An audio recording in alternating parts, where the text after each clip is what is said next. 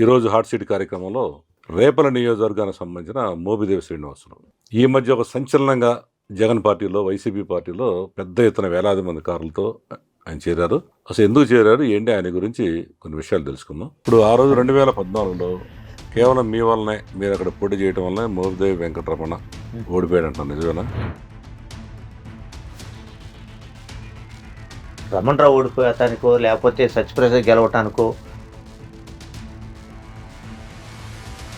ఇప్పుడు అంటే మీరు కేవలం ఓడించడానికి ఉపయోగపడుతున్నారు రేపు. అంటే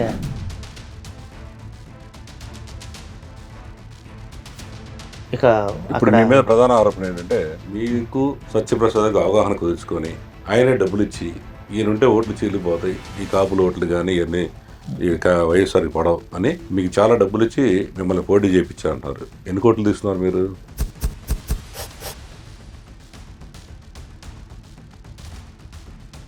అతను క్యాష్ చేసుకుంటున్నాడు, వీళ్ళు నా మీద నిందేసుకుంటూ వెళ్తున్నారు. మీరు మళ్ళీ సమాధానం చెప్పండి, తీసుకున్నారా లేదా?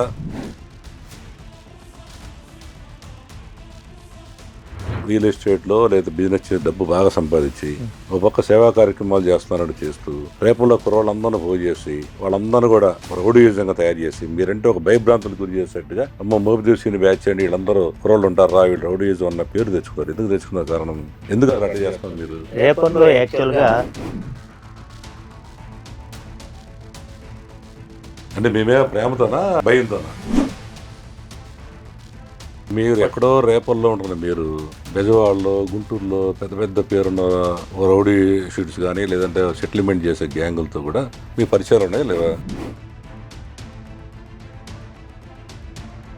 నేను రిలేషన్ నడుపుతా, ఎక్కువ శాతం నడుపుతా.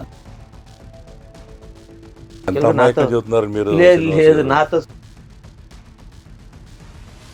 ఇప్పుడు వంగవీటి ఫ్యామిలీ ఉంది, అందరితో మీరు మెయింటైన్ చేస్తారు. వంగవీటి సంతంతో ఉంది, వంగవీటి రాధాతో ఉంది, మన ఆఖరికి వాళ్ళ అమ్మాయితో రేపలు రాగానే అంటే ప్రతి ఒక్కళ్ళు మోపిదేవిని సందర్శించకపోతే అక్కడ తేడాలు వస్తాయనే ఉద్దేశంతో ఎవడొచ్చినా ఏ కుల సంఘ నాయకుడు వచ్చినా ఎవరొచ్చినా రేపలంగానే మోపిదేవిని కలవాలన్నట్టుగా చేసుకున్నారు మీరు. కారణం ఏంటంటున్నా, అంత భయపెట్టా లేదా వాళ్ళతో ఉన్న సన్నిధి సంబంధాల? ఇప్పుడు మన కోగంటి సత్యం గారు ప్రముఖుడు ఉన్నాడు ఇక్కడ, ఆయన కూడా మన ఏదో విషయంలో రేపల మన మోపిదేవి శ్రీనివాస్ ఉన్నాడండి అంటున్నాడు. అంటే ఇటు కమ్మోళ్ళతో ఇటు కాపులతో ఇటు బీసీలతో ఎందుకు ఇంత పెద్ద పెద్ద వాళ్ళతో మెయింటైన్ చేయాలంటే ఒక డాన్ లాంటివి కదా.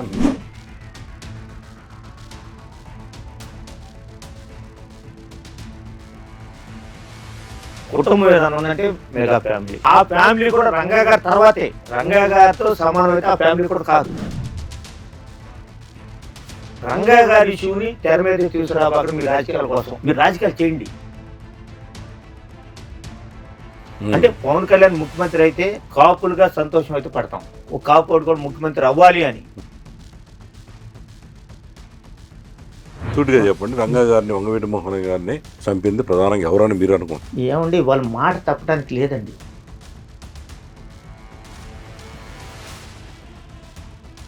అలాంటి వ్యక్తిని చంపారు.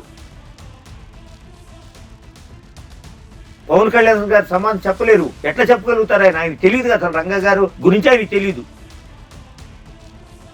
రంగా గారు ఫోటో పెట్టుకుని ప్రతి ఒక్కరు, చంద్రబాబు కూడా ఫోటో పెట్టుకుంటున్నాడు. వాళ్ళు రాధా గారితో పాటు నేను కూడా వెళ్ళాను, పవన్ కళ్యాణ్ గారి దగ్గర తీసుకెళ్ళాడు, కండవాలు కప్పేసి చేశారు. నాకు రాజకీయాల్లో కొద్ది గోల ఉంది. ఆ పెద్ద మాటల్లో వంగవీటి మోహన్ రంగా గారు కించిపరిచే విధంగా సైడ్ ట్రాక్ పట్టించే. ఇప్పుడు ఎన్టీ రామారావుకి కొన్ని వర్గాల వారు కొన్ని పార్టీల వారు దండలేరు ఆయన స్టాచ్యూస్. రాజశేఖర రెడ్డి గారికి కొన్ని వర్గాల వారు లేరు.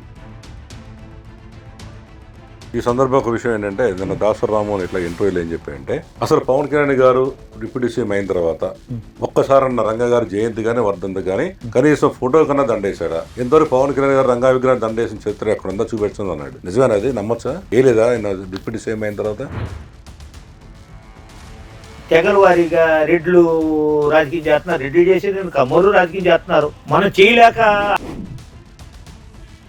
రేపల్లో చెందిన మోపిదేవి శ్రీనివాసరావు ఎక్కడ పుట్టారు, ఎలా పెరిగాడు, ఏం చదువుకున్నాడు, ఆయన చేసిన సేవా కార్యక్రమాలు ఏంటి, మొదటి నుంచి ఏ పార్టీలో ఉన్నాడు, ఆ తర్వాత కులపరంగా ఆయన ఎలాంటి కార్యక్రమాలు చేశాడు, వంగవీటి మోహన్ గారి మీద ఆయన అభిమానం, పవన్ కళ్యాణ్ ఈ మధ్య చేసిన కామెంట్స్ పై రంగా గారి గురించి ఆయనే ఉన్నాడు.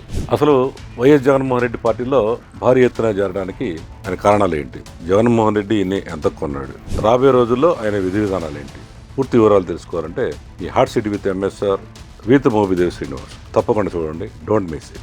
Hot city with MSR May 28వ తేదీ అనగా ఈ గురువారం ఉదయం 7 గంటలకు మీ నెంబర్ 1 న్యూస్లో.